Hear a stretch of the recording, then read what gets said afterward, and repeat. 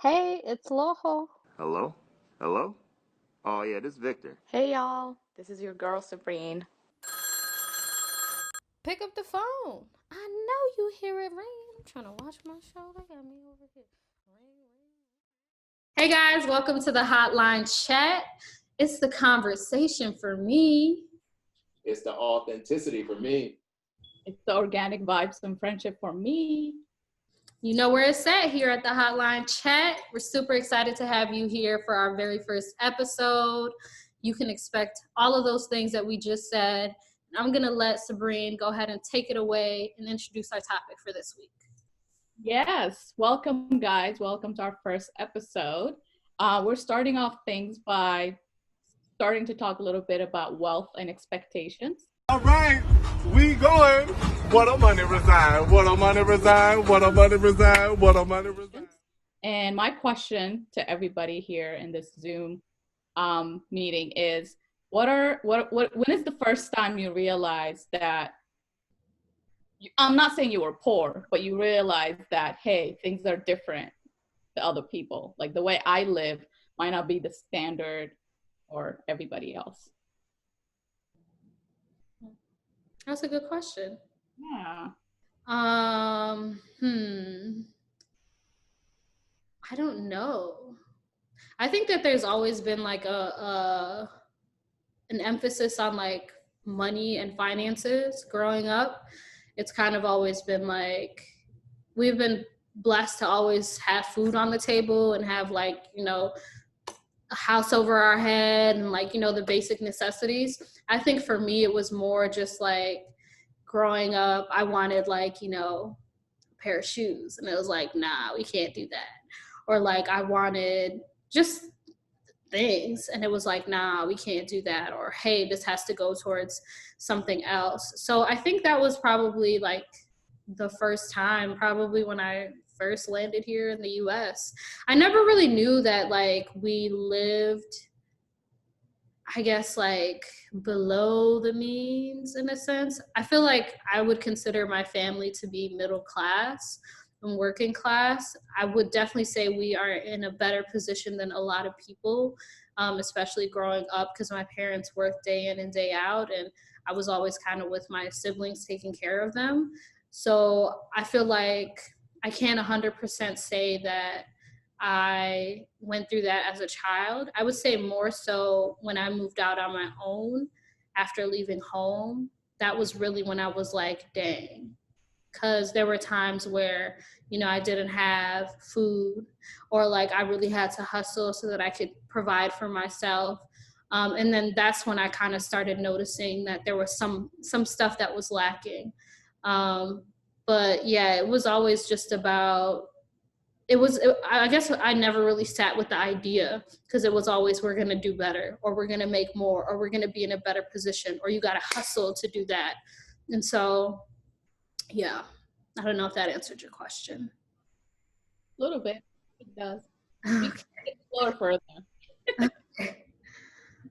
How about you, Victor? When was the first time you realized that, the way you live might not be the same or equal to everybody else around you?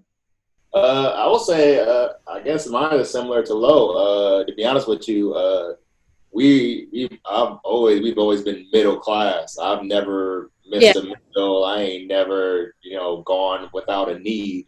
And since my mother and father got divorced when I was in second grade, and then my mother, we lived with my dad. We lived with my grandmother for a little while, like not that long. I don't even think, to be honest, like 1 or 2 years. And then she bought a house. And back then, you could think, what I'm saying, like, she bought a house for either $15,000 or $17,000, right? Like, and then, we moved it, and it was like a 3-4 bedroom house, 1 bathroom, basement, all that stuff. And we got to fix it up over the years or whatnot. But, I mean, I never, like I said, there was always like, if I wanted some Jordans, it was like, nah, fam. Yeah. Probably not going to get that. Or like, Yeah. all name brand clothes, I probably wasn't getting all that.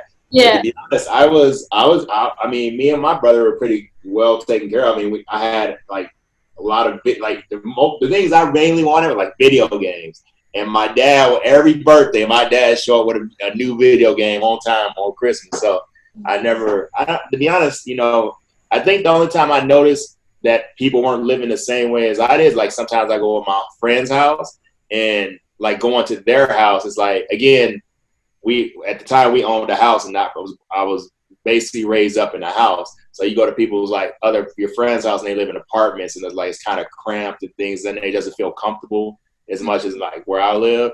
Then I'm like, okay, not everybody is living a thing, but I didn't feel rich. I just felt like, got what I was good. Like, Right. Yeah. I guess my upbringing was a little bit different because I grew up in one of the wealthiest countries around the world, like Saudi Arabia. They got oil money. So like, I knew I was poor when I was like 4 or 5. I knew my dad was like working class. Just because like, yes, all my needs were taken care of, but I always would see, like when I go to kindergarten, I always would see like all these girls wearing cool things and like the nice shoes and, they got the cool hair clips on their hair and stuff like that. So from a young age, I knew that the way I and my family was living was considered working class, really not even middle class. Yes, we had necessities. We had a roof, we had water, we had food. We never skipped a meal. But you got to look at it from the standards of how people are living in Saudi Arabia, right? Like we lived in a house, but we did not have a garage, right? We did not have like a housemaid. We did not have a chauffeur. And those like are standard things that families around us had. So from a young age, I knew like, yeah, you Black and poor, like, like you don't have money. So yeah, like that from a young age, I always knew like I'm poor. So, and I think that kind of grew up like now as an adult, I always like thank God to how my parents raised us, like be humble to whatever you have. Like I'm not the type to look at somebody else's plate. I'm not the type to look at somebody else's blessings, but also they put that like fear into me and my siblings in general is that like always save up, always have something for dark days. You don't know what's going to happen. Yeah. Do I save up? No, because I live paycheck to paycheck as a student right now. So I really don't have the luxury to save up, but hopefully in the future. Like, question for you. Growing up, did your parents or your family teach you about finances? no. I mean, it was like just learning how to budget, like this amount is going for car insurance. This amount is going, like I saw my parents do that at the beginning of every month, like sit down the kitchen table and kind of this amount is going there, this amount is going there, but never finances because they don't have what's considered assets in the US. A lot of their assets are back home. Yeah. And other family members are taking care of that, right? Like the farm that my dad and his brother own, and like my mom's couple of like land that she bought. So yeah, like no 101 like financing, no credit information. Actually, my parents were like, avoid credit. The US credit system is a scam. So yeah. Yeah. I feel like a lot of Africans feel that way. They're just like, unless you can buy it outright, then there's no point in buying it at all. Yeah. And I mean, in some sense, that's valid because people spend a lot of money when it comes to credit card debt. People have high numbers of credit card debt, and a lot of people are in debt because they're spending money that they don't necessarily have.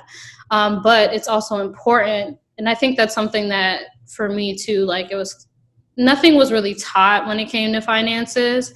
It was just like, you need to go to school so that you can make money. And then that was supposed to be the cure for all things finances.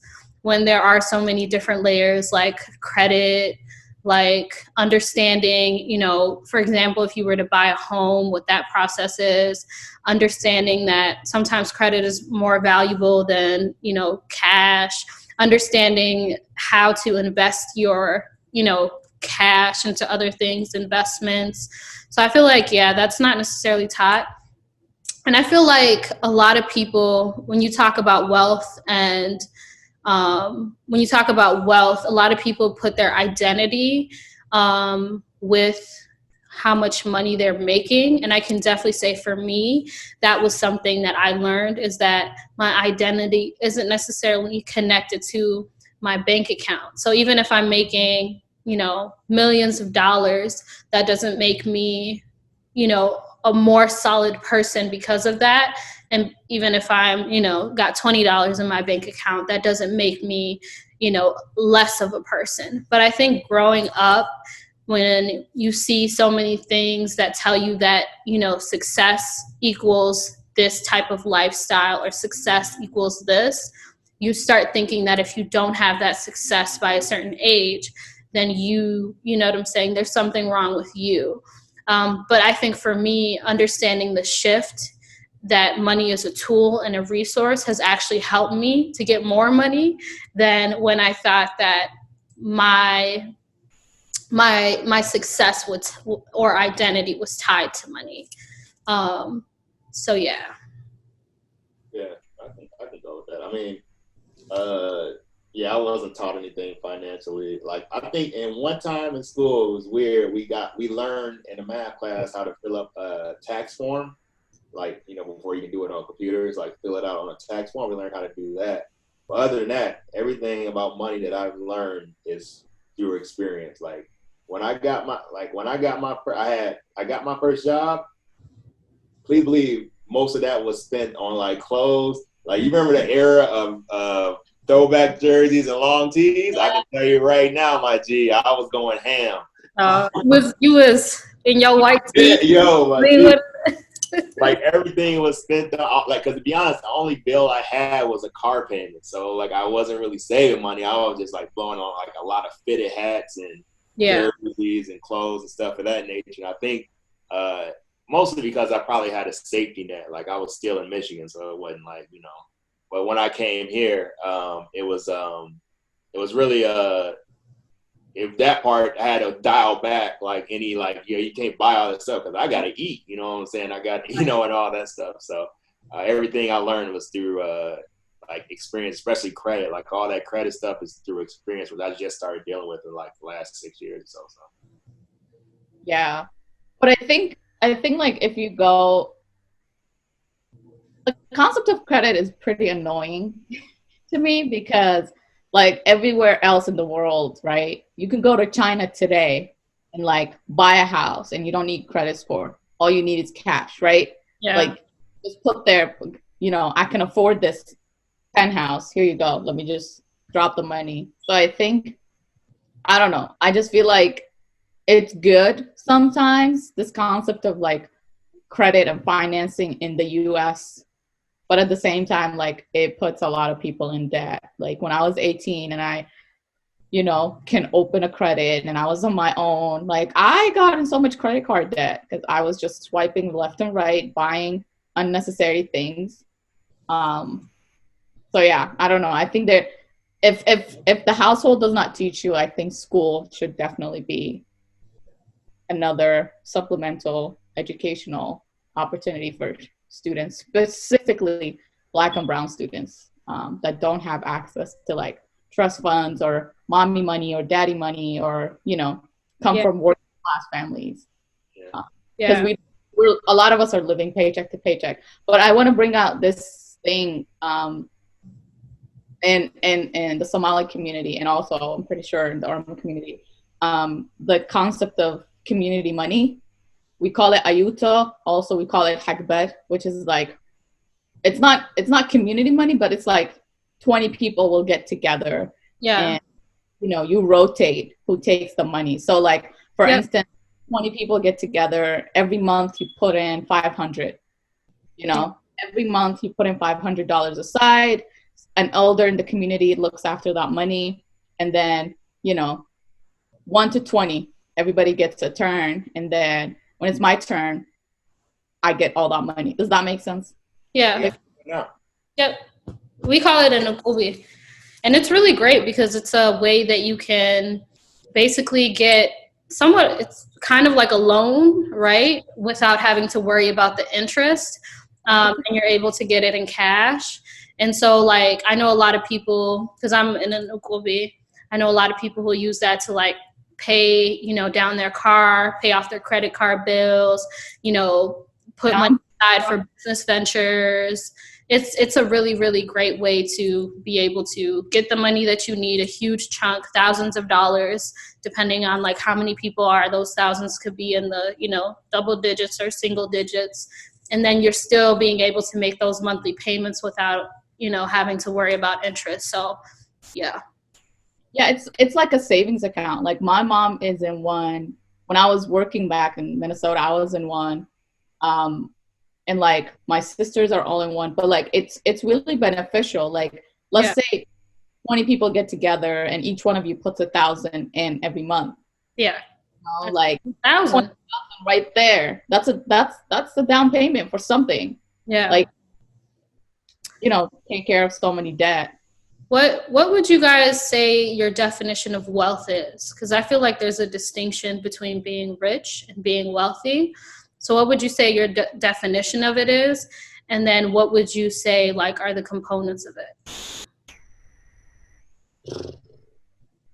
Wealth is like the queen. Like that woman does not work. She gets to eat for free. She gets to travel. Yeah. Like you said, that's wealth for me, right? Or like the royals from Saudi or Qatar, like that's wealth, right? They don't even drive cars like private jet from city to city. Like they get hungry and they want to eat in Berlin. A private jet will like pick them up and go get something in Berlin. So it's just like that's wealth, right? Yeah. Being rich, I just think like all your needs are met, but also all you can attain all your wants at the same time. To me, that's when in my perspective, that's when you're rich, right? Like you can take care of your rent, whatever, like mortgage, blah blah blah, and you still are able to do your wants. Right. Whether it's spend a couple $100 on a shoe or a gaming system, you know what I mean? Or like you can take a break, you can travel spontaneously. Yeah, that's how I see it. I don't know how you guys see it. What do you think, Victor? No, I agree with the wealth part. I mean, I think wealthy is basically like you gotta work hard just to even go broke. Like you know how some people like broken, but like a block away. Like if you wealthy, you gotta like really work hard for that. Yeah. But money, like yeah, that's a lot of money. That's generational. It's generational, right? Yes. I think, you know, again, rich is something that you can go broke pretty easily with. I think we've seen that happen many a times, especially in America. Yeah.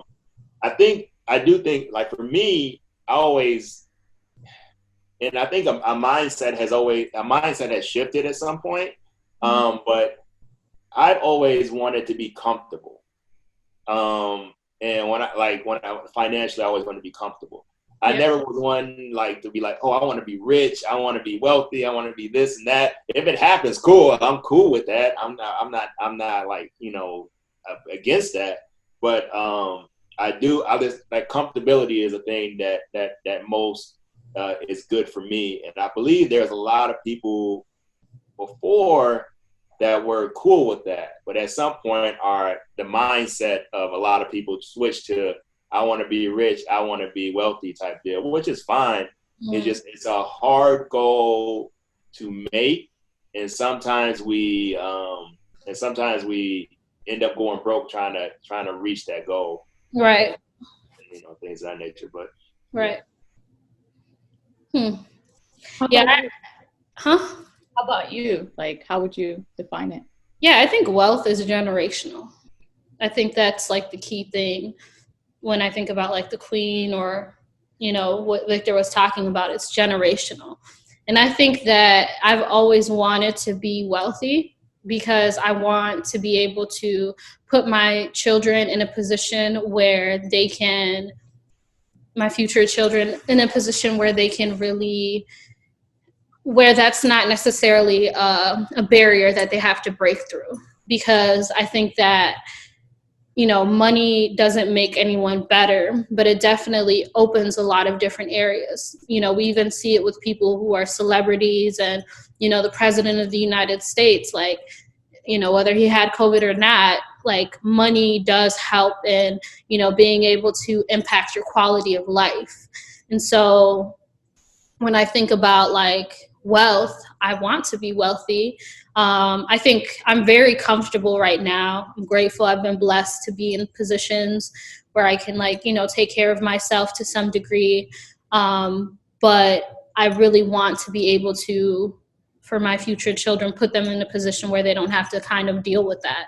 I think being rich is like, you just got to show off the fact that you got money.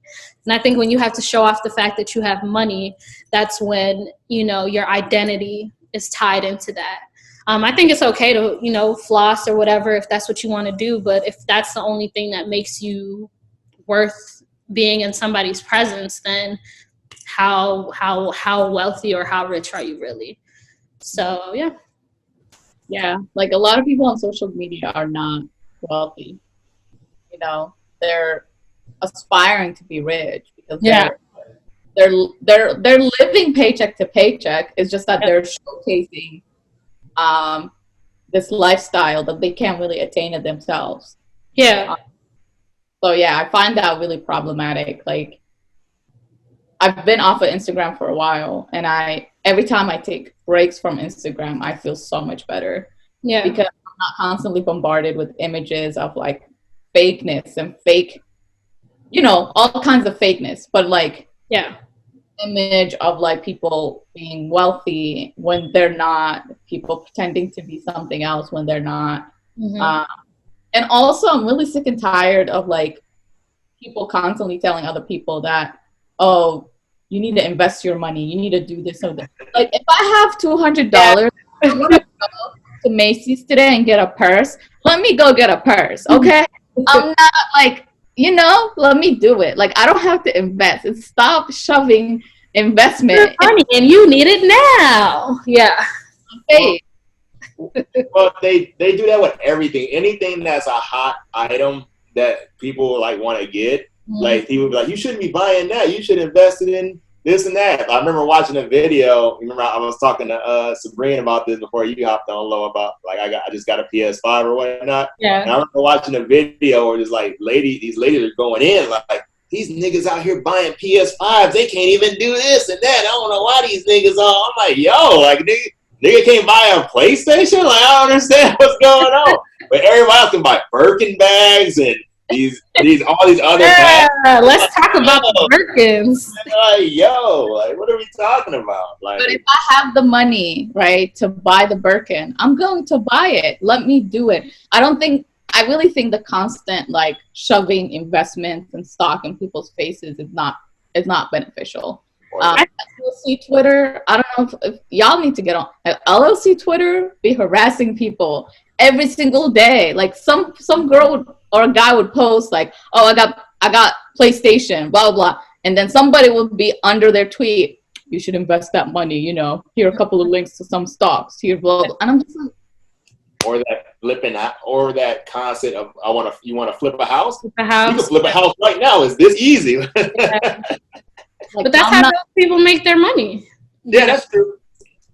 Social media has become a place for businesses and people to be able to market themselves. So they're going to go ahead and do it. I think, yeah, that can be annoying. I think it can also be annoying, the conversation around like, oh, if you don't have a Birkin, then it's like, or you know what I'm saying? Like you're not worth a conversation, or you're not worth being in my, tax, like within the same space as me. I think that that's problematic too. I think that, social media has created a space for people to feel like if they have material things that their opinions and what they say is more valuable than anybody else. And I don't think that's the case. And especially in relationships too. I feel like I'm definitely seeing that a lot in social media. It's like, if he can't get you to Birkin, then leave him. I'm like, first of all, some of y'all got that Birkin and he's over here treating you like what? Trash. And it's not just about that. I mean, like, not everybody's gonna have that much. Like, how much is a Birkin bag? Like 1,500, 15,000? No, they're worth a little more than that. Yeah. They range from like 15 to 20 to like $500,000, right? Yeah. Yeah, because the one that was it Cardi or Sweetie? That was Sweetie. Yeah, I think hers was like $500,000. You know, let her shine with her Birkin. That's good. She has Birkin money though. She has Birkin money. Yeah. But the problem to me is that, like, can we stop shaming regular people? Yeah. For being regular. And that's what I'm saying. You know what I mean? I don't know. I just feel like there's constant shaming of regular people doing regular things. If my man gets me flowers and that's what he can afford, yeah, that's it. Like, I'm gonna be happy because I like this person. You know what I mean? Like, yeah, that's what he can afford. Yeah. If he gets me, sure, I'll be happy. But like, I don't know. I really don't like the shaming of regular people owning regular things. Yeah. Driving a Toyota. Like, I just, this constant. A lot of the most wealthy people drive Toyotas, Hondas. They drive the most basic cars. So, that's why I'm like, I think it's okay to splurge and get the things that you want if you can afford it, or if your partner can afford it, that's perfect. If you guys, you know what I'm saying? Because some people's love language is being able to receive gifts, or some people like giving gifts as a form of them showing their love. And I think that that's okay. But yeah, it becomes problematic when now you're shaming other people because they don't have the same lifestyle that you have. Everybody's purpose is not to be a rapper, even though they may think so. That's not everybody's job. Everybody has different things that they can do. Yeah. So I think that that's like important to understand like what your lane is and do the best that you can in that specific space. And there's enough money for everybody. Everyone can live a life that's comfortable. Some people aren't afforded the opportunity to really work towards that. But for the people who are afforded the opportunity to kind of build, take it, because we should all be able to live a quality of life that, our stressors or our health or the basic things that we need aren't being shut out because of the money that we have or don't have. I agree. I do disagree, though, that I think this was before social media, though. I think, like, even growing up in school, you have to have a certain pair of shoes. Like, we've always been this way. I think social media just amplified it. And when people start, I think it's just weird to me, but I ain't gonna go into that's a deeper, darker criminal link. But anyways, it's the fact that, we always been like materialistic about things. You gotta have a certain type of car, you have a certain type of clothes, you have a certain type of chain, shoes, whatever. But I think social media just blew it up a little bit more with the now everybody's like, why can't we forget a first date? He should be buying you a business. I'm like, nigga, wait. That's a real that's not wrong. If he can afford to buy you a business, then I think that's a great thing to do if that's what you want. First date, you ain't even know. I don't know about a first date. You see what I mean? That's what I'm saying. But and vice versa. And vice versa too. And vice versa. Okay, so what do you guys think about, the term, not the term, but like the concept around or the ideas around okay, do you think that male or female, before you start dating, that you should be in a position where you are comfortable enough to be able to take care of your basic needs? Do you think that both genders should be in that space before they start dating? Or do you think that one gender should, what are your thoughts around that? I'm conflicted because if you say, oh, what's the ring? I'm conflicted because if it was that way, then it leaves a lot of people out from being able to date if they're not able to meet their basic needs, and maybe it's a process for them to be able to get to that point where they meet that. And I'm talking about for both genders. I understand the thought process behind it, because if you can't meet your basic needs, how can you really date someone? I understand that. Yeah. But it is like, it's a little elitist, I feel like, to have people only date when they're only able to meet a certain income or be able to do a certain. I think it's just a little elitist to me, and maybe I'm just speaking from experience, because I ain't gonna lie, like, I'd be out here bad if I wasn't. I would have been out here bad if I wasn't able to move around like that. But it's Yeah. I think one of the things that you should be able to do, one of the things, but that's between the two people, is be able to know that they are able to take care of themselves, and they're not bringing you down on a path, where they can't take care of themselves. They're not like leading towards that way, and they're just trying to leech off of you type deal. I think that should be more of a conversation than, because like if y'all both hustling, but y'all both barely making ends meet, but y'all both hustling and y'all like want to date, I think that's cool. But like, I just don't want to like exclude people. Yeah, that was my thing. That's why I was making the face, because there are some people, male female dynamic, same sex dynamic, whatever. There are people that leech and try to like bring the other person down. Yeah. And I don't like that. You know what I mean? I'd rather us like make, work at McDonald's. Let's make our $7.50. And still date, but I don't want, like, I really don't like the idea of one person leeching off them. So I know we talked about this before. So you guys would date somebody who works at McDonald's at the age that we're at right now? Oh, you about the age I'm at right now? Yeah. No. We're all above 25. So no. Okay. Why not? If they're, you know what I'm saying, providing you with those other needs or whatever, why not? Yeah, why not, Sabrina? I can't stand the oil. I'm sorry. The frying oil, I can't. But seriously, like I'm past $7.50 at this point. Yes, I'm a student. Yes, I'm like barely, but I'm past $7.50. Like $7.50. Like minimum wage, minimum wage jobs. I'm past that. So said no too. I mean, I when you're younger and that's all you're working at and whatever, like that's fine.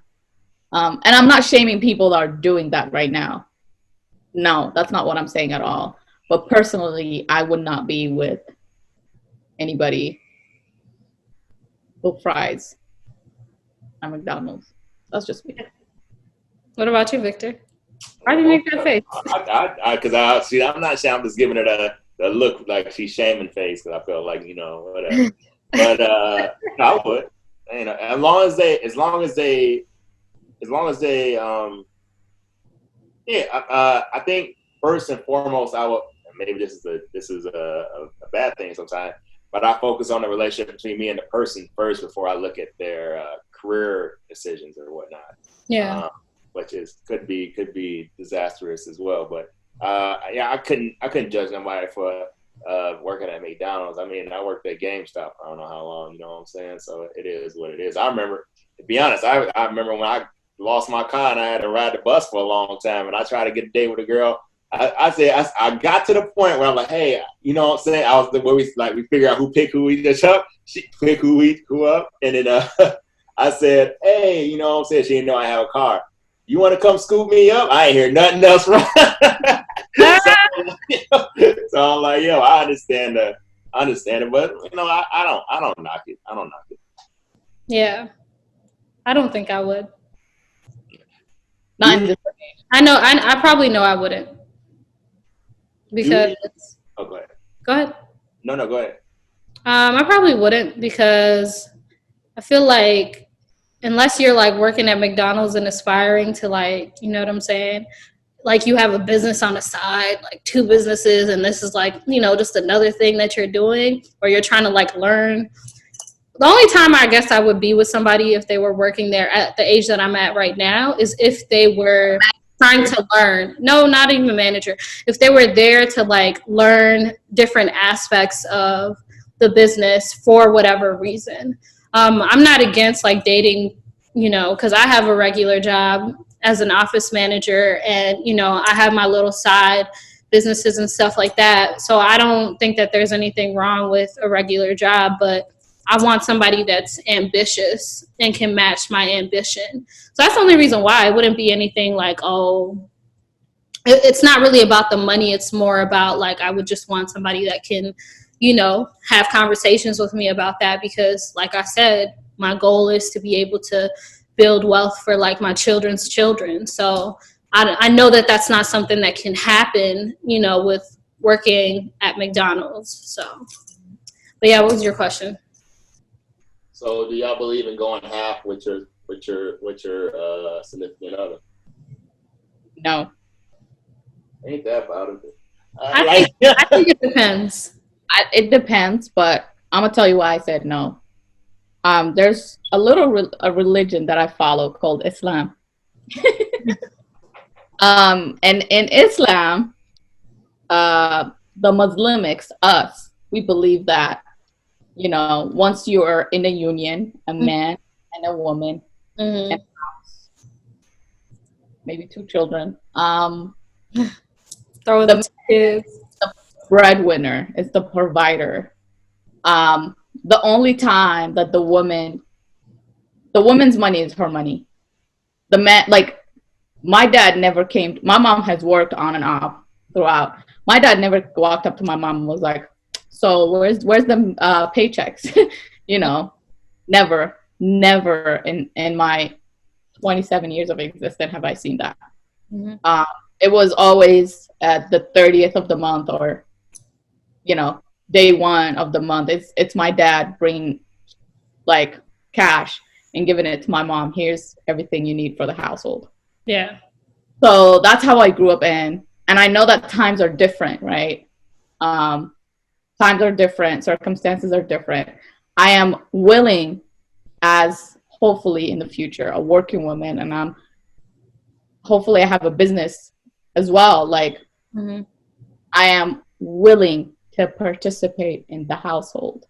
But first, when we are building this union, the man knows he is 100%. That's what the religion says.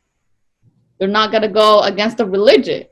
If you go against the religion, bye Mo, I'm going to go find me another Muhammad who's going to follow everything the Quran says. So I rest my case. But living in the 21st century, knowing that things are so expensive, knowing that mortgages are like crazy, right? I am willing. But that's me volunteering my money. Yeah. You cannot come to me and be like, hey, babe, let's go half and half. I'm like, because my money is my money, and your money is my money, our money, according to the Quran. So we're going to Islam on this ship. I'm out. It feels like you got something to say, Victor. Go ahead. No, I know. I can't say nothing if it's in the religion. I can't do nothing about that. Go ahead. I can't even do nothing. I mean, I'm a Christian, but I mean, I don't know. I think that half and half. I think it depends. I think that there's like different periods in like a relationship and in a marriage, right? So like I recently realized that I've always kind of paid attention to how relationships work and what makes relationships actually last. And I think one of the top reasons why the divorce rate was so high for a long time is because of finances, right? And I think that like a whole separate conversation is about like gender roles and like, what a man should be doing and what a woman should be doing and all this stuff. But I think that if you're in a relationship with somebody, it's important that, this is just me personally, I've always been independent because I've always had to take care of myself. Even like growing up and stuff like that, I've always known that I wanted to be in a position where somebody couldn't control me based on the finances that they had.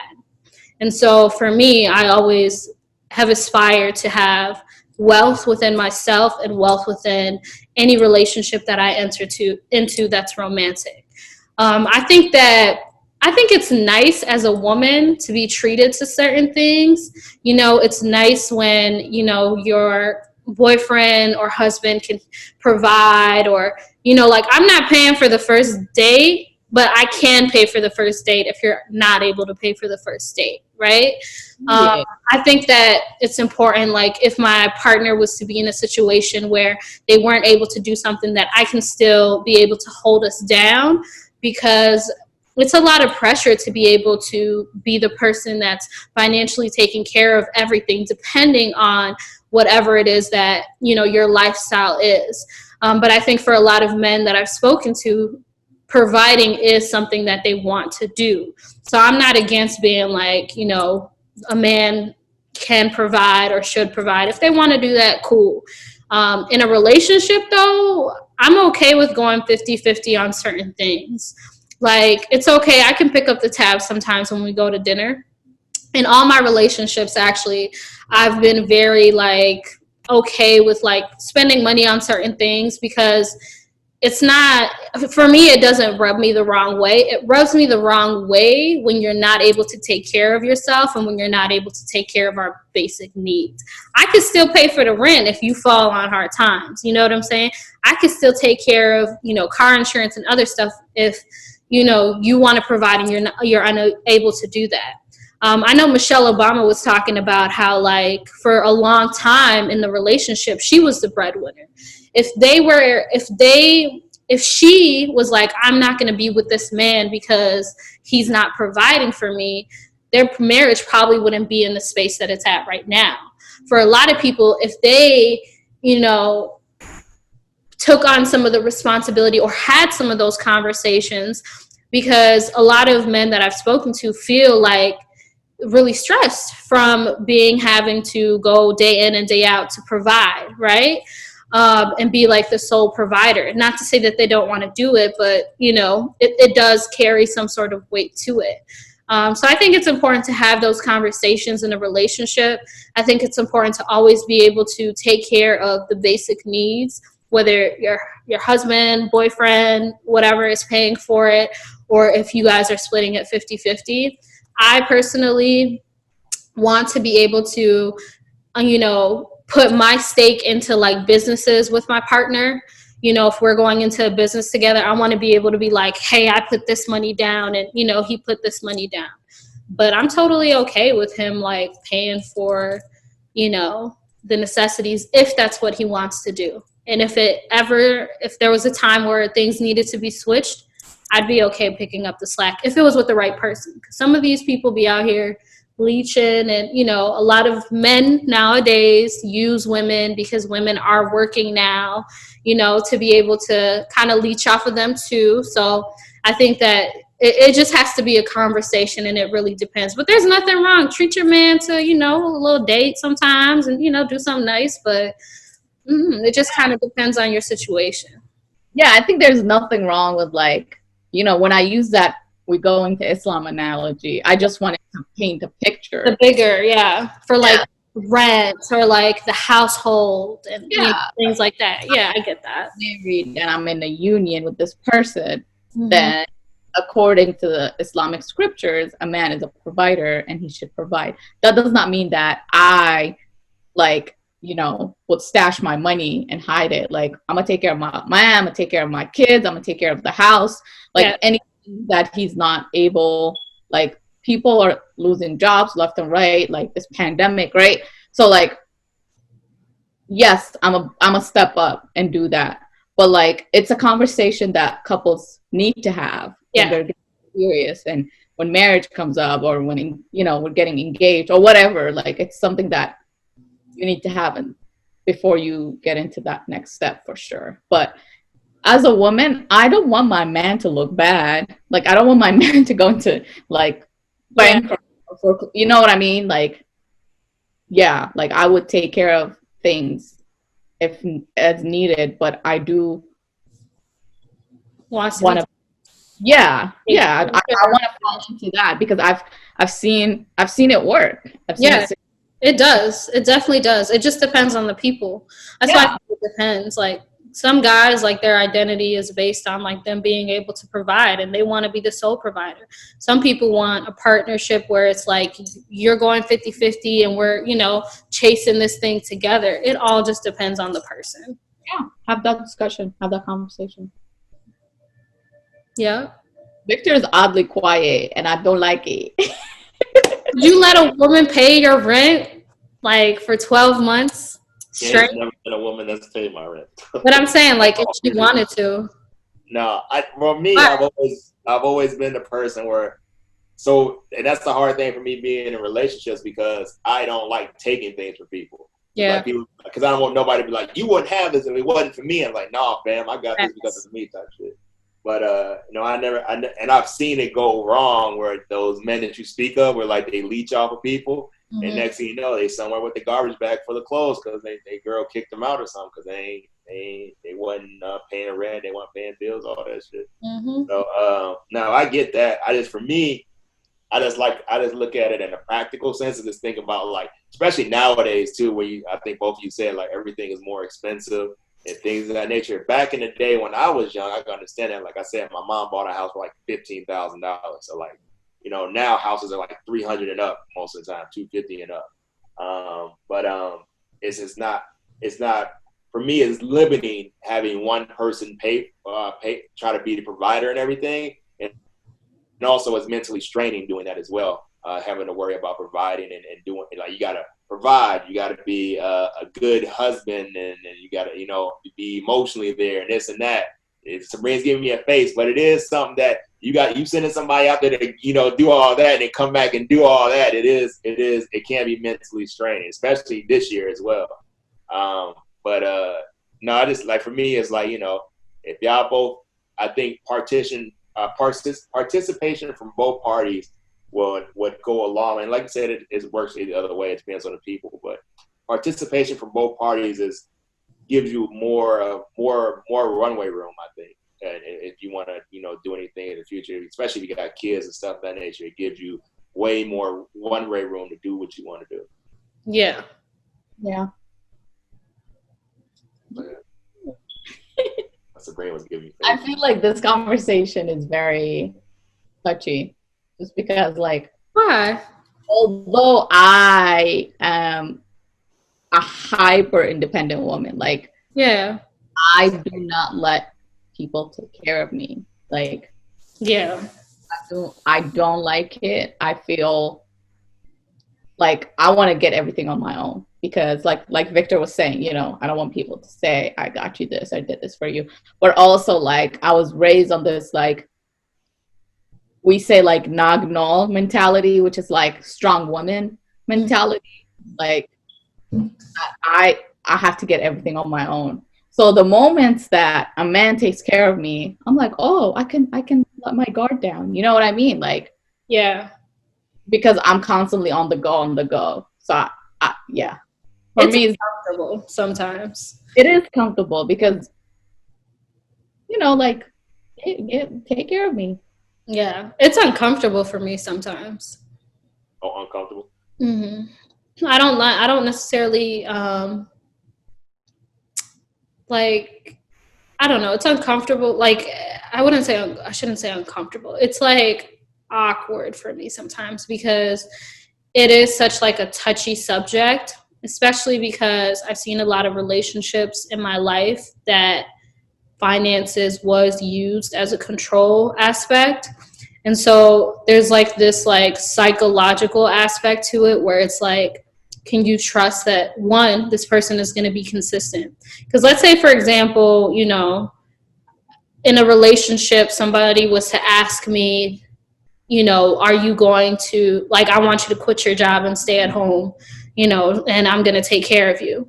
I wouldn't be comfortable with that because, and I could still be doing like my little business or whatever, but I wouldn't be comfortable with that because I feel like it leaves me vulnerable, for someone to use the fact that they're spending this money. Because because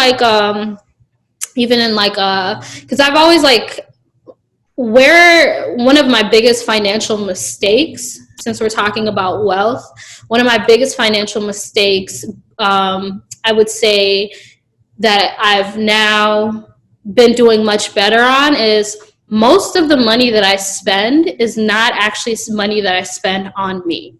Most of the money that I spend is on people in my life. And sometimes I would give even if I didn't have it, because I wanted other people to be in a better position. And that put me in a lot of positions where, I didn't necessarily have what I needed. And the same can be true too. For the couple of times, because it's such a touchy thing for me to accept financial help from anyone, even like my parents. Like I've always wanted to be self-sufficient and independent. It just makes me feel like, I don't know, like it gets thrown back in people's faces. So I think that when it comes to like wealth and relationships, like, money and relationships, finances and relationships, it's really something that you have to be able to trust the person that you're with. And even if you're not with someone and you're trusting friends to take care of situations or whatever, it's really important that you have certain conversations, because it could really backfire where people do end up taking the fact that you have that relationship for granted and advantage of what you're giving to them, or vice versa. They feel like they're giving to you and you're not, giving that back. So I don't know. I felt like I kind of went on a tangent and I went away from what I was trying to say, but I don't know. I don't know if I would ever be comfortable with someone 100% taking care of me, because I want to have my own stake and I want to be able to have my own say. And I feel like me having my own money, whether it's on the side with just the things that I need or contributing to the household, I just feel like it gives me more stake and more ability to, not be seen as inferior or less than, or, Yeah. I don't know if that made sense, but yeah. Because now I'm thinking of like examples I've seen, right? Where like a man was more wealthier, Mm-hmm. money, and then the girl did not have money. And there's that dynamic is like, I just want you to be pretty and just sit here. Yeah. But and that's okay if it's a good relationship. If it works for you, sis, look pretty. Sit there, look pretty, enjoy the food, enjoy the person. Congratulations on the Birkins. Like, have it all. But if it comes with abuse and belittling and like, hey, who you are, like fidelity, physical abuse. Not worth it. Not worth it. But I do feel like the whole being uncomfortable with receiving things, even from like my family or friends, or like, somebody I'm dating, like when I receive things, I really get uncomfortable. Yeah. I don't know, like, I know. I don't know what to say. I'm like, thank you. And now I think about all the scenarios and all the, like, I have to repay you somehow. You know what I mean? So it's just like, yeah, that's my therapist was like, yeah, that's why, because you're hyper independent. You were always taught to do this on your own. Don't look at anybody. Do this, try again. Yeah, it's like, a lot of white people don't have that problem, because I feel like a lot of, well, I shouldn't say, this is not for, speaking about all white people, but a lot of white people obviously have privilege. White privilege definitely exists. And I feel like a lot of people who are white don't have a problem with people giving to them. You know, in some sense, a lot of people feel entitled to it.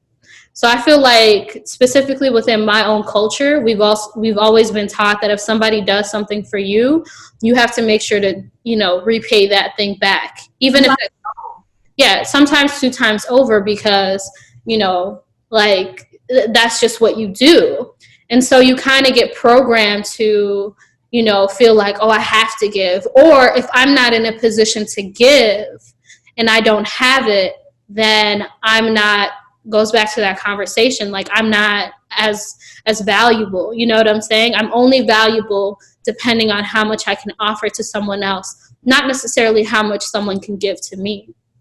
And I think that that's something that, like, I've been working through, like, in my mindset, and trying to really shift that, because it's important that we don't burn ourselves out financially, emotionally, physically, all the different areas that we do, because we are trying to give. Because just as much as you give, it's important that you have people in your life that can give to you. And me being uncomfortable or having a lack of trust just shows that there's a breakdown in how I think, or things that I saw growing up, or, you know, ways of being in, you know, our culture, or whatever the case may be. And some of it is good, but some of it really does hold us back from being able to attain the level of success, you know, that we want to when it comes to that generational wealth. It really is a mindset. If you feel like when you walk into the room that you're entitled to something, you walk different, you talk different. If you feel like you have to prove yourself before you receive something every single time, it's so much more difficult, and it exerts so much more energy than it would otherwise. So I think the conversation around like wealth and, like, you know, that aspect of it is really crucial, especially I would say like in the African community, you know, especially I would say in the Black community. It's important that we're able to receive, because we can't be the only ones that are offering ourselves up and, you know, running ourselves dry, that we're left with nothing, you know, or we're left with the bare minimum. We deserve to have a high quality of life in every aspect if we choose to do so. You know what I'm saying? So, yeah. I don't know if that was like a lot or made sense, but I hope it did. Do you find yourself? I know Lo said this, but do you find yourself giving a lot too, Sabrina?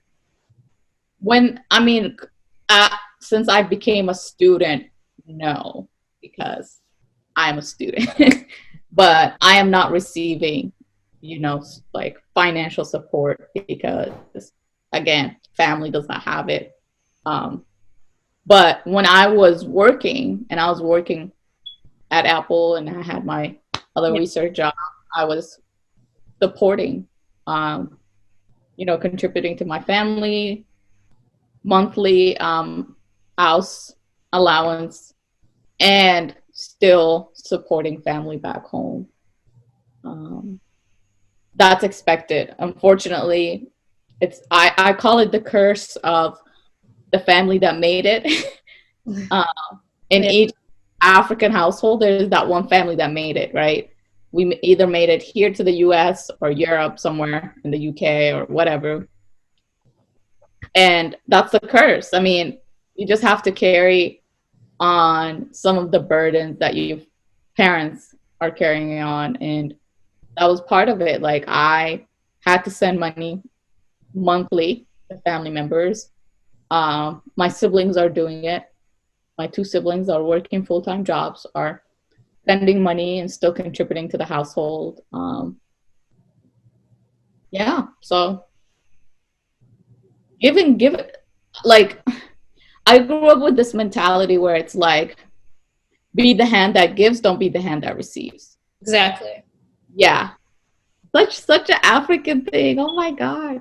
Like, my parents were always like, don't look at what other people have. Be content with what you got, you know? Just try to like work towards your goals, and inshallah you'll get there. That's how they raised us.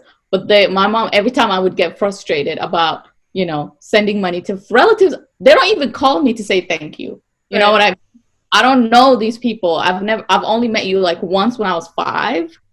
But at the same time, like there's this concept of like sadaqah, giving sadaqah in this and the Islamic like faith, but also like giving charity. Yeah. So that's kind of, it's giving charity, right? Giving to family members, giving to relatives that need help is considered charity.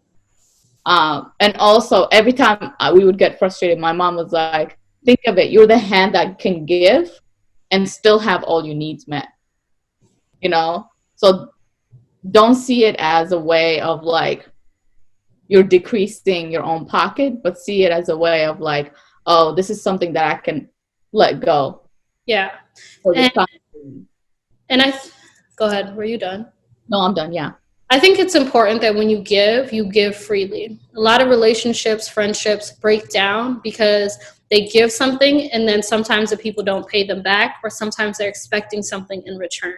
If you are giving to someone, it's important that you give because you want to, and you give freely without expectation. Because if you're not in a position to do that, then it's going to create resentment, and it's just going to put like things in the space between you and that person that wasn't there before and that doesn't need to be there. And I think that it is important to give. I think sadaqah, I think tithe, I think even if it's not religious, like giving to people is extremely important, because I feel like you hoarding everything for yourself, first of all, shows that you feel like you're never going to be able to continue to receive, you know? And I think it also shows that you don't have a contribution to make. And I think that every single person has some sort of contribution to make. So I think it's important to give, but I think that it's important that you're doing it from the right space and that you're not doing it out of obligation. Because for me, you know, one thing that I've shifted in my dynamic with like my family is the obligation aspect of it. You know, I used to give a lot, and I never regretted it, or it was never like I felt like bad about it. But when I looked at it, I was like, oh, because I did these things, it set me back further in this realm. And I want to be in a position where I can acquire more and give, acquire more and give, acquire more and give. Because it's only when I was watching this clip with Iyanla Vanzant, I think that's how you say her name. And she was talking about you have to be self-full. Like, you know, you give from your full cup. You give what's running over. You don't give based on, you know, what's depleted. So that's something that now I really do live by. And because I've shifted that, I've been in a better position to give more, you know? And I think that when you give, I don't know, I feel like it's important that you pay attention to that. There has to be a balance to that, because if there isn't a balance, you're always going to be, you're going to prolong the really big things that you want to give. Like one of my goals in life is to be able to retire my mom. I'm not going to be able to do that if I'm, you know, giving 100, 200, however much money every single time somebody requests it out of me. I am going to be able to do that if I invest that in my business and invest that in myself. And then when people truly need it, you know, giving it to them, or equipping people with the tools to take care of themselves. Like, that's super crucial. Money doesn't have to be the solution for somebody who doesn't have something. There's so many resources that are out there that people don't know about. And I feel like when you equip somebody with the ability to take care of themselves, you're really doing the biggest service that you possibly can. Because if someone's always looking for a handout from you, their life is based on what you make or don't make. But if you can provide somebody, let's say, for example, I give somebody $1,000 today, right? And I also make sure that, you know, I teach them things about credit, or I teach them things about how to budget, or I teach them all these different things. They can now have a new way of having a relationship to their money. And that, in turn, affords me the ability to take care of them, and in turn, them take care of themselves. But I'm not in the business of just giving money out and then you're just expecting it every single month, because why? first of all, I'm not your employer. We're not doing that. I'm not doing that anymore. And that's something that I like really made a conscious decision about. And I talk to my parents about it sometimes too, because they'll put themselves in really bad positions sometimes. And it's just like, first of all, that person does not even care about you, does not even call you, does not even do nothing for you. Nothing at all. And so, anyways, all I'm saying is it's important that you equip people with the ability to take care of themselves, not just give them money every single time, thinking that the solution is going to come from the money itself.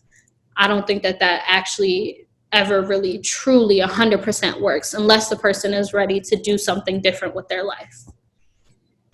Yeah. Makes sense.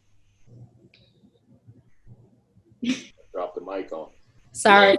I feel like I did a lot, but yeah. No, it made sense. Like, I agree with everything you said. I think it's hard for us children of immigrant households. Yeah. Because there's always that sense of like, I'm obligated to do this. I have to do it. Yeah. When you start shifting your mentality and you're like, oh, this is not obligation.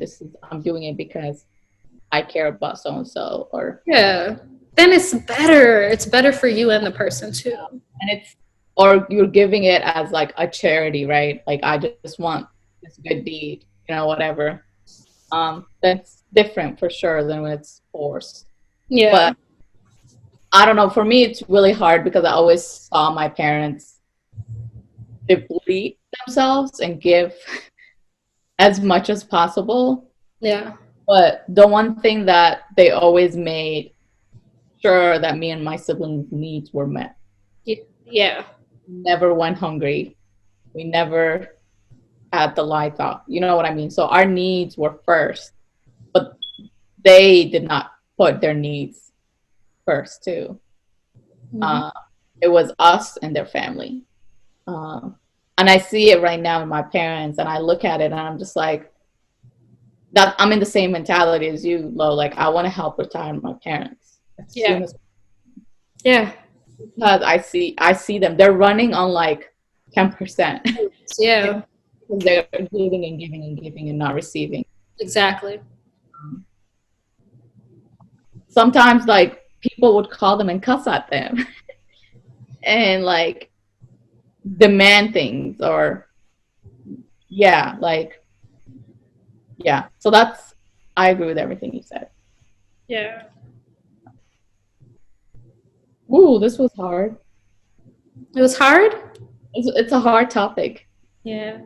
Every time I think about money, I just get emotional. Yeah.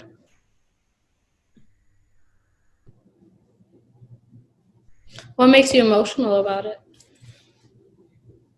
I just feel like a lot of problems that I have would be solved by money easily, right?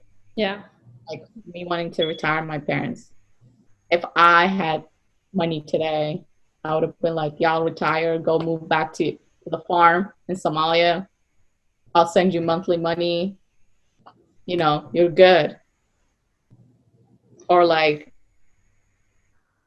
take care of things I want and build a future for myself. Help my siblings out. I don't know. But at the same time, like, I really think of people who have money. Sometimes money does not come when we're talking about wealthy, right? Mm-hmm. The wealthy folks, their money does not come from ethical practices. So I do think about that, and like the fact that I'm part of the 99% that's basically working their ass off to make ends meet, while we have the 1% just like unethically using us as puppets to kind of make money. I know I'm going on my socialism tangent, but bring it back. Well, I got a question. Yeah, go ahead. Do you guys think there should be a such thing as billionaires? No. Um, hmm. I think that it's selfish to be a billionaire and not give to other people. I think that you can create a company or create something that affords billions, but I don't think that you should hold that all for yourself. I think that so many people, so much of the world's problems would be fixed if a few select people or, peoples got together and decided to make some sort of difference. But I also understand like the thought of like, I don't know about billionaire, but like if you're wealthy and you are someone who has a lot of money, wanting to focus that money on things that are important to you. But yeah, I don't know. I couldn't see myself just sitting in like, multi-billion dollar, you know, a multi-million dollar home and then like not giving to other people. I don't But know. the I think that's weird. low billionaires do give. The biggest billionaires, Bill Gates, he's a philanthropist. He gives and gives and still makes and makes and makes and makes. Because you can't be a billionaire and be a good person. Like I just don't think like you can't be a good person because the means of you acquiring this money, like Jeff Bezos, the means of him acquiring this money is low wages, people literally on the verge of dying at the worst. Exploiting labor. Yeah. In Congo, you know what I mean? Yeah. Apple is a $1 billion company, but exploiting. Like you can't be a billionaire and be a good person. You can't. The money has blood on it, and it's just it makes me so upset when people celebrate billionaires. And I'm like, I don't care. He can be my brother. The way he got that money is not ethical because you cannot acquire 1 0 0 0 0 0 0 0 ethically by doing, I don't know, like there's somebody had to die for you to get a ton of money. And I guess my question is, what is wealth to you? Because if you want wealth, then it's going to have to come unethically. That's something. I don't think so.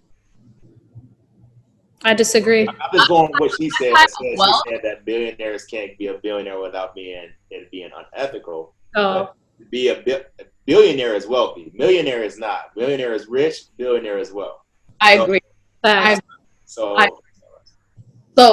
I don't aspire to be like Jeff Bezos or isn't like aren't Jay-Z and Beyonce billionaires or striving to be billionaires?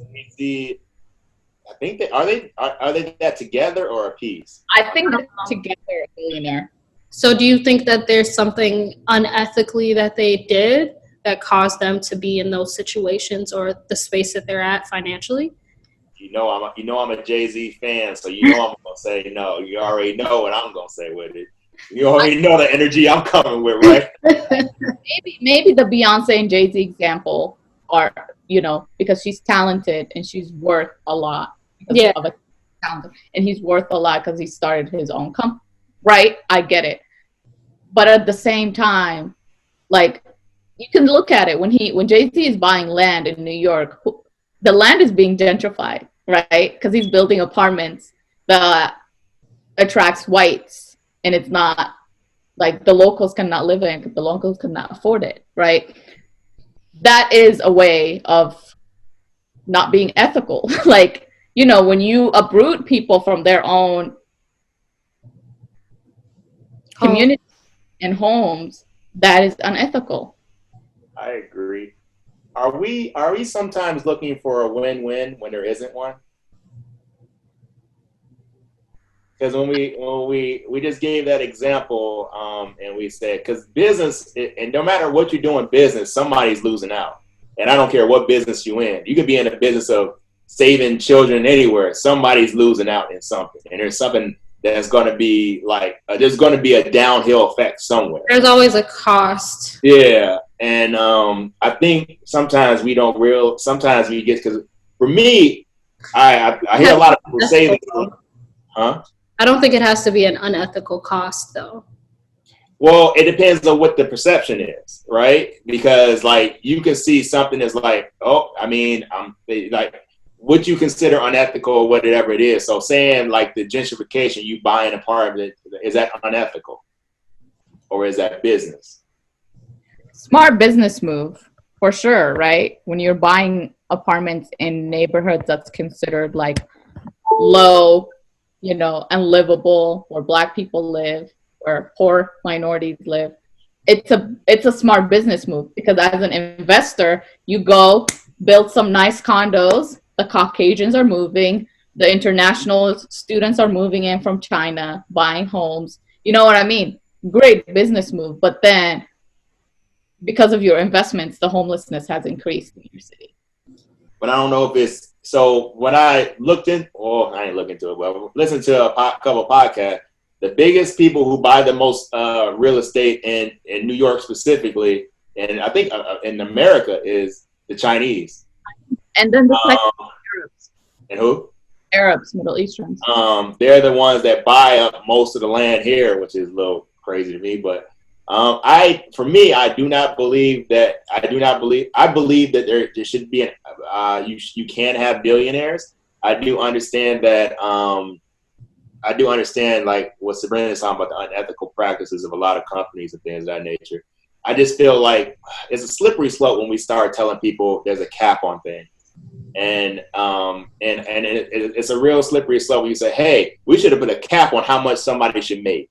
And then we get into a point where I think that it just becomes then what's next at that point. And I feel like I know people have like gripes with America and stuff like that, but the whole point of the country, even though everything isn't perfect, is that somebody can, like a Jay-Z, who can come from where he came from and become a billionaire.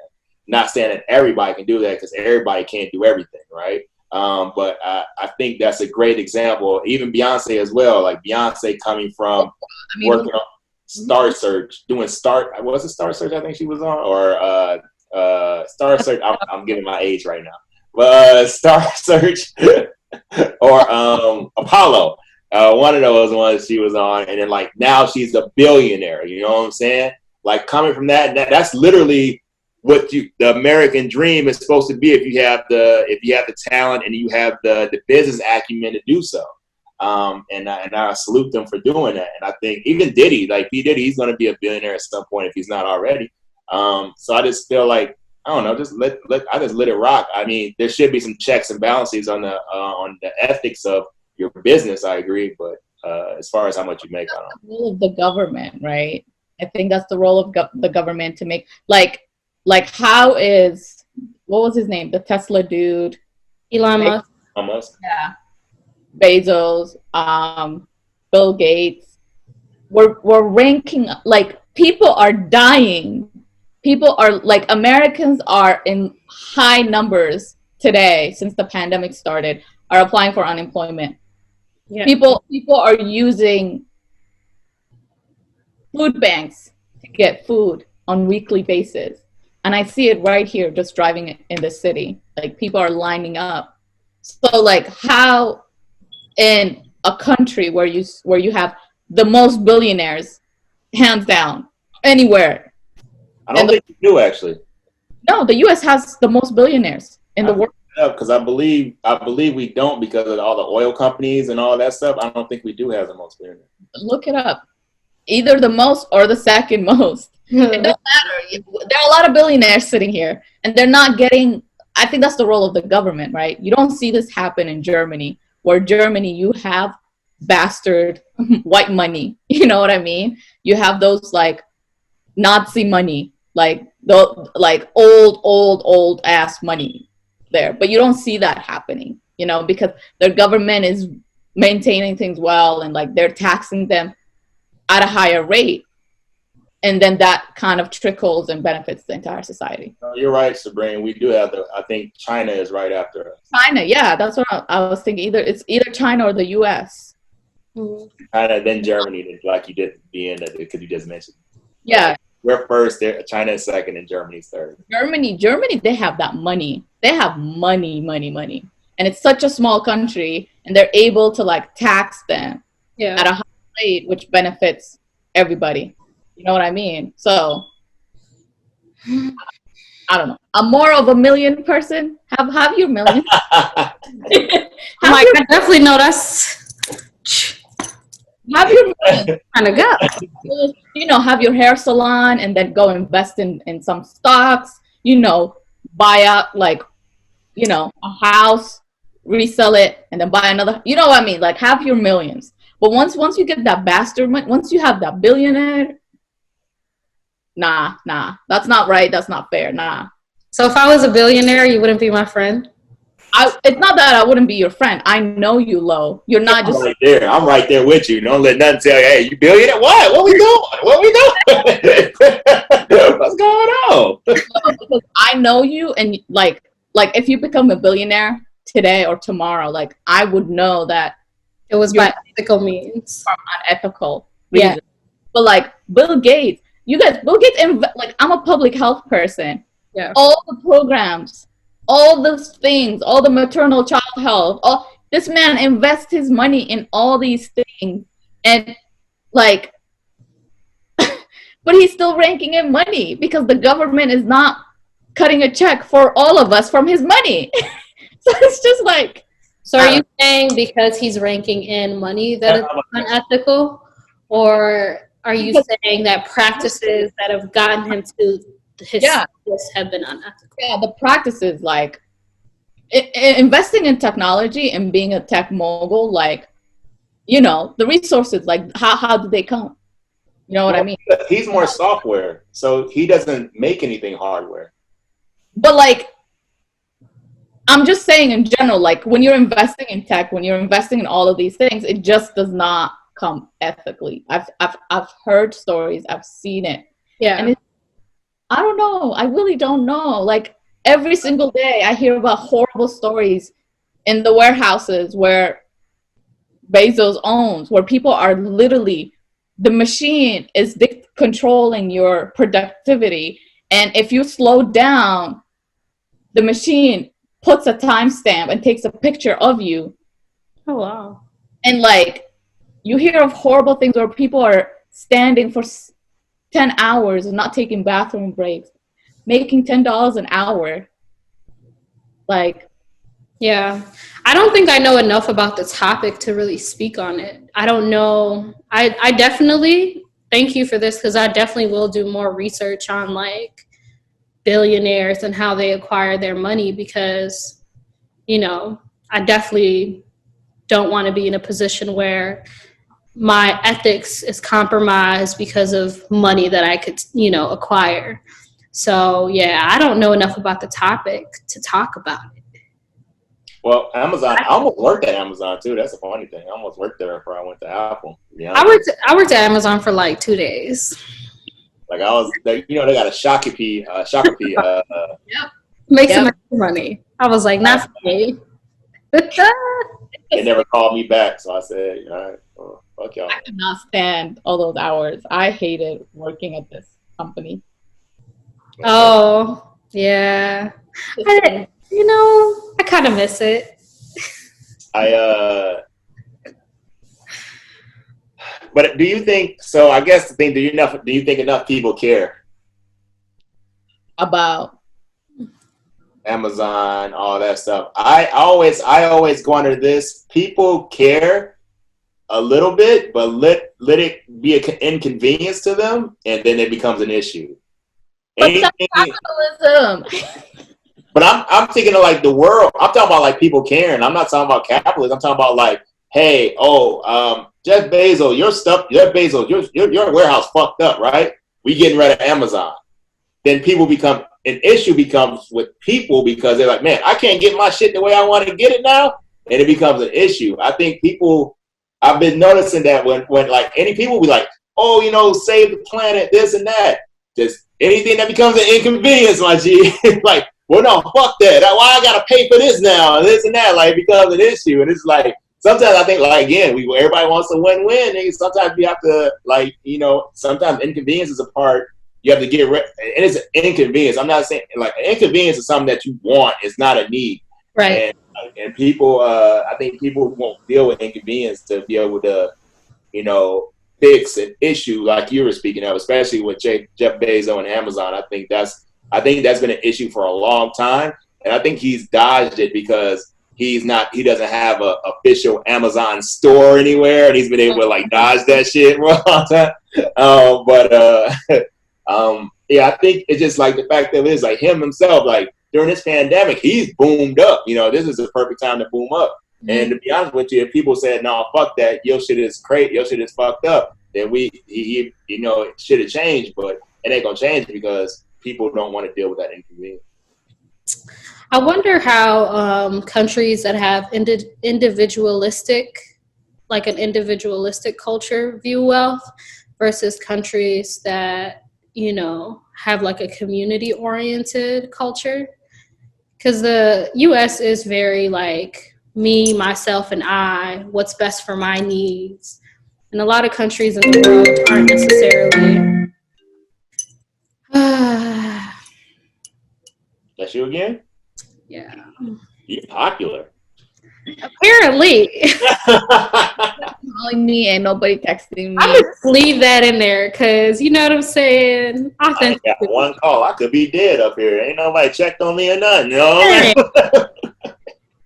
Watch them try to call back too. None. Well, what do you mean individualistic? I guess because I feel like my perspective of this country is not that at all. They're very tribal. I think they're very tribalist, and maybe it's different. I think so. I just feel like people. I think going back to what your social media's perspective was, I think social media has really showed how tribal people are. People believe in shit they don't really want to believe in just to fit in with the group. Like I don't know. There's a distinction between agreeing with like a group and following the herd, and like a culture that's based on ideas that are fit for like personal gain versus community gain. So like, for example, let's say for example, someone passed away, right? Mm-hmm. You might send your condolences to that person. You might say, hey, if you need anything, let me know. That's like very common in the US. Mm-hmm. In my culture, if someone passes away, we go to their house. We make sure that there's food there for the week. We make sure that everything is taken care of. Somebody else's issues are our issues. Mm. Somebody else's grievances are our grievances. So that's what I mean by like individualistic and community oriented. It's like you take a look at, even as far as like your identity, it's how is this perceived to the community? And I think here it's like, how is it perceived to other people? But there isn't like a whole like group of people, right, that you're looking to in order for you to make your decisions or basing your decisions off of. Because when I think about wealth, like in a community-oriented culture, it's like you're not wealthy if you're the only person that's wealthy. You're only wealthy if you can take care of everyone around you, and everyone around you is wealthy. Everybody eats, Steve. Yeah. Everybody eats, yes. But here it's not necessarily like that. So I wonder if that's probably why the US is one of the top countries that has the most billionaires, because when you're focused on yourself, it becomes really easy to acquire money and wealth, So yeah, I guess that's like why I asked. But also it's a government that allows rich people, gives them so much. Like if I am starting a business today, right, I have to go through hurdles and hurdles and hurdles to get like the licensures and all of that things, right? And like pay fees and funds and things like that. But when in the US, when you reach a certain tax bracket, you bypass all of that. You know what I mean? I guess also, when was the last time a billionaire was made, to be honest with you? What do you mean? Like in other countries? In this country, to be honest with you, I don't think we've gotten a billionaire in a long time. I mean, you can say Jay-Z and Beyonce were just announced, but they were on their way to that for a long time. I was just thinking about it when Sabrina was on, like, Well, we haven't had a billionaire in a very, very long time, I don't think.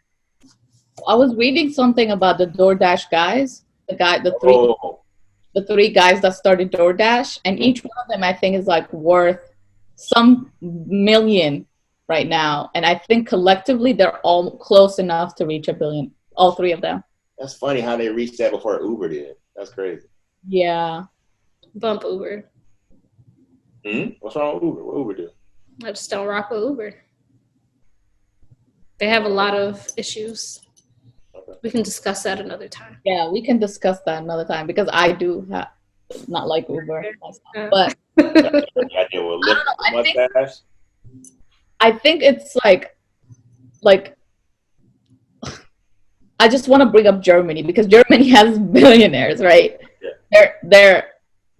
But Germans are also very individualistic. Like, have y'all met a German? These people are very, very like, to me, to myself, but they still have like this common idea of like the goodness of everybody, right? Not having homeless in the streets are good for our society, right? Having clean water, having housing for affordable housing for people of the lower income status, that's good for our society. So that's why where you see like their government willing to tax rich people at higher rates because they have this common, like the common good of the society. In comparison to the US where I can, like, I'll send you a video. Like, I drive 4 minutes from my apartment, which is considered like, you know, an Emory kind of like, you know, very controlled, very white environment. And just drive for 5-10 minutes and I'm in the hood. And it's like, there's no, like, the construct is very, it's odd. Like, where are people? Where are the middle class? You know? I don't know. I think sometimes it's how can I say, a catalyst, if I'm using the right word, of too much freedom. I think America sometimes has too much freedom, but then I hate to say that because I like the freedom that America has. So You don't want to go no. So it's kind of a thing where, like, you know, like I think, and like I watched, like you watch so many movies, and like, and even like you be like the bad guy trying to like bring order and like freedom and like, you know, take away. And then sometimes you look at what people do when they get freedom, and it's not always good. And I don't know if there's any checks and balances that you can really do to really to really check that without taking away or stifling people's freedom of expression or anything else. Yeah. So I don't know. It's really I don't know. America is really, to me, an experiment, and and they just throw a bunch of shit up in there, just like, okay, we'll see what's going to happen. So I don't know, but it's weird. It is the thing where, like, I understand why those who was those guys? Those people, like back in Michigan, we got these guys who like militia or whatever, who like believe that they ready to die for freedom. They ready to like go, you know, full kill motherfucker for freedom, right? I understand that because they really, really like value freedom. But then I feel like, on the other hand, these motherfuckers got too much freedom. They can just be out here in these woods with all these guns and shit. Like, yeah. So it's like, I don't know. It's just like a double-edged sword for me. I don't know. But yeah, I think that there's like a quote. I'm totally gonna butcher it, but it's like, if you want to know like someone's character, like give them power, right? Yeah. That was an expression. I don't know quote, but I think that that's valid. That's one of the things that's why I think, like, for me, it's important to surround myself with people who are going to hold me accountable, because I don't know. I never want to be in a position where maybe I'm not seeing, you know what I'm saying, the impact of my actions on something. And I think it is important to have checks and balances, because without balance, there's no order. And when it comes to the livelihood and the quality of life for people, there has to be balance. because it's not just about us. We as people are a species. And in order for us to continue to exist, you know, and in order for us to continue to be here, there has to be some sort of balance with all aspects of our lives. So yeah, I agree. I think a perfect analogy is this is like I was putting together a group for work, and I said, hey, let's come together. We're all leaders. Let's try to figure out ways that we can impact the black people, the BIPOC people in our stores and outside as well. And I told them, I was straight up like, hey, I got us together. I really don't have any idea what to do next. I don't know what, like, you know what I'm saying? I done ran out of ideas, but this is why I'm bringing us together, because I don't know what else to do next. And like, let's try to figure it out together. yeah. And one by one, I can say dropped off. Like you couldn't find it anymore, one by one. And one of my managers finally came back because he was on leave, and he came back and he put some structure behind it. And then when he put structure behind it, that's when everybody was like, okay, now, you know what I'm saying, now they was on board. And I said, sometimes if you don't give people structure, then shit just falls apart. Like, Yeah. A lot of people wait for other people to give them, you know, leadership. yeah. So Yeah. I like being a boss. So just hire me. I'll dictate. I'll tell what people like. I discovered in this graduate program that I'm not a detail-oriented person. Like I don't like everyday detail. I'm a big idea person. Let me be like a program manager or something and delegate tasks. That's it. Because the nitty-gritty, day-to-day, not me. How about you, Lo? Are you the same way? a boss? Like in the same aspect of what she's saying. Oh, I'm definitely a boss. Come on now. Okay, all right. You know, I'm actually in the middle. I like collaborating with people a lot. I feel like one of my gifts is being able to pull out of people their like what they bring to the table. But I actually am very detail oriented. And so yeah, it's kind of bad sometimes because working with somebody who's detail oriented and me that's absent minded 90% of the time. But I give you like ideas, I give you big picture, and I just sit back. Does not mesh well. But I can like balance it. Like I'm not like super like it has to be this way and structure. I would definitely say I'm more of a visionary than I am like a methodical person, but I know that structure is necessary in order for things to happen. So I'm like, okay, here's the bigger picture. Here's my idea on, you know, what I think we can do. What do you guys think? That's how I operate. Yeah, that's how I operate. And now I'm learning to delegate a lot of stuff because I used to just do everything myself. And you cannot boss up or really, you know what I'm saying, be a boss if you don't delegate things because your time is so small. So that's something that I'm working on this month and just, you know, going to carry on over.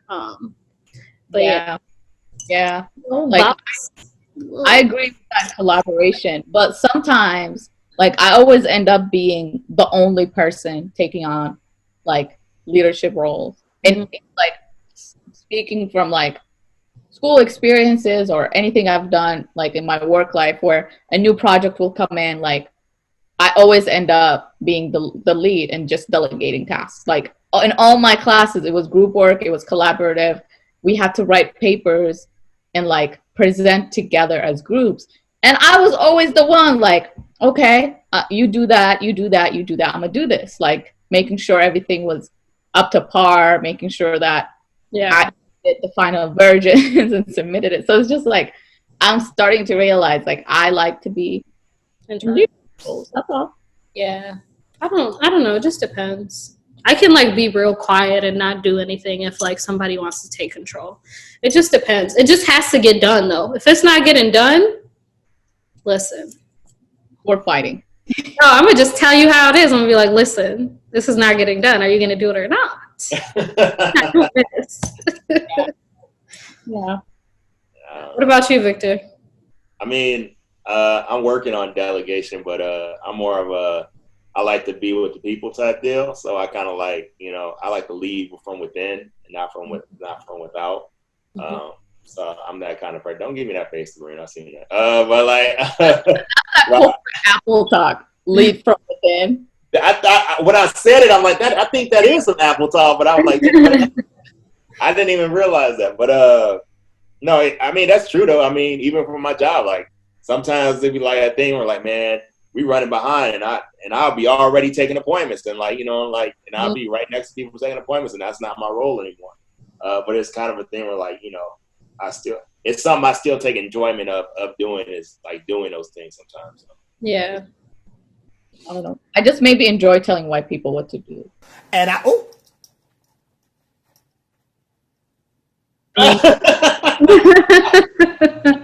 And telling them they're wrong. Specifically in my profession, there is a lot of whiteness and white people. Yeah. Yeah. Collaboration is a big thing with me too. Yeah. I collaborate with my Black folks. Like in the projects that I'm doing with Black people, it's all collaboration. It's all love. When I am the only brown dot in the Zoom meeting that looks all like my background, no. I step up. I'm like, okay, what you gonna do? Okay, you're gonna do this. All right, let's put a deadline on that section. Let's put a deadline with this. It just. Go ahead. I'm sorry, dude. You was gonna say something. On a scale from 0 to 10, how comfortable are you with your current situation? 10. Good to hear that. I'm happy for you, Victor. Yeah, that's dope. Yeah. Well, I mean, and to give emphasis on it, like no matter regard. So since I moved to Minnesota, it's been a little bit of struggle coming up, but I've always made sure that I was comfortable because I've always made myself comfortable in where I was at. So there is times where I was sleeping on the air mattress, and I thought that I ain't realized the air mattress was bad till like I think Diamond made fun of me one time, like you sleeping on the air mattress, and then and I'm like, what's wrong with that? And I only got a real bed, but yeah, I've always been comfortable, even if I didn't have so much. I've always been comfortable. But right now is a time where I've made the most amount of money that I've ever made in my life, and I'm comfortable, and I'm able to do things. Like I think I had a friend who needed something. She was like, this and that, and I just like Apple paid her like $400. Like, yo, go take care of it. You just pay me back on this payday. And that was me able to do that, like giving out of a cup that's full, like you're saying. Yeah. Like that. Yeah, like right now I'm the most comfortable that I've been in my life. I mean, more money would never hurt, but I mean, I ain't hurt. That's good. I don't know. I would say an 8 because I am blessed with a lot. I have a lot of really great things going for me. I don't have like a need that hasn't been taken care of. A lot of my money is going into business stuff. And so I might not have as much in my account, right? But I'm investing a lot of that. Yeah, so I know that there's going to be like a return on it. So I guess for me, there's this financial goal that I really want to hit. And the financial goal that I want to hit, I know how I'm going to spend every dollar of it. Like, I know how much I'm going to save. Yeah. I know how much, like, I know exactly what it is that it's very clear to me. So I'm not like unhappy with where I'm at financially, but I have a goal and I want to get to that goal. So I can't be at a 10 and be like, I'm good. Cause I'm not good until I get to my goal. You feel me? Oh. Yeah. What'd you say? What's the goal? I want to make, maybe don't disclose it here. I'm not. I want to make enough money to do certain things like retire my mom, buy myself a Tesla, because I never ever buy anything for myself. That's like the one thing that I want to give to me. Be able to invest in some other projects creatively that I want to do. So when I hit it, I'll let y'all know, because you know what I'm saying? You got to move in silence. You feel me? But yeah, I'm at an 8 because of that. I'm blessed. I'm extremely, extremely grateful. Anyone that follows me on social media will tell you, like, yes. Or anyone who knows me in real life knows that I'm grateful. But I got to go. I'm trying to get to that goal. Yeah. Yeah. For me, You about to sing.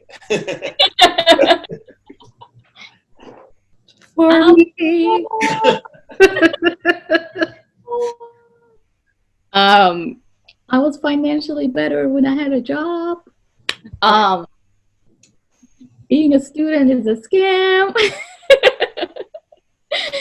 Being in debt is a scam. But I say all of that jokingly because, you know, me choosing to go back to school is initially an investment in myself and my future. An expensive one, but it's an investment. So right now I eat, I pay rent, I take care of my car, I take care of my, you know, bills, and I can do that comfortably. Either with like financial aid money or like whatever I make as a part-time research assistant. With that being said, financially, am I comfortable? No. I would probably say I'm at a 2 or 3 at this moment in my life, but I'm always grateful. Yeah. And I'm planning, hopefully in the next, you know, I have a 5-year plan. After I graduate, I have a 10-year goal, you know, so I'm looking into that. Hopefully like getting a full-time job, but also starting a business on the side and doing things that I want to do, benefiting people that look like me, people that come from the background. So that is something I'm definitely working towards. So I do have a 5-10-year plan, and that's kind of where I'm at this point. But that does not mean that I'm ungrateful. That does not mean I go to bed hungry. I still eat. I still have electricity. You know, things are good, but at this moment in my life, financially, I would not say I'm good. Yeah. And everything is temporary. Yeah. I'm almost done with school, graduating soon. So, yeah. Yeah. With that being said, we are done with this episode. We done with this episode. Until next time, meet us at the hotline chat. You know where it's at. Yo, have you guys seen that meme of that guy where he's like this white guy and he's like, yes. Hotline chat. Victor. Yeah, he's like, Victor will be picking the topic for next week, and then I'll be following after. Shout out to, you know, everybody who watched this. Give us feedback. Let us know what you guys think. And yeah, until next time. Bye. Peace out. Paper, cause I'm asked, what the what? What a money reside, what a money reside, what a money reside, what a money reside.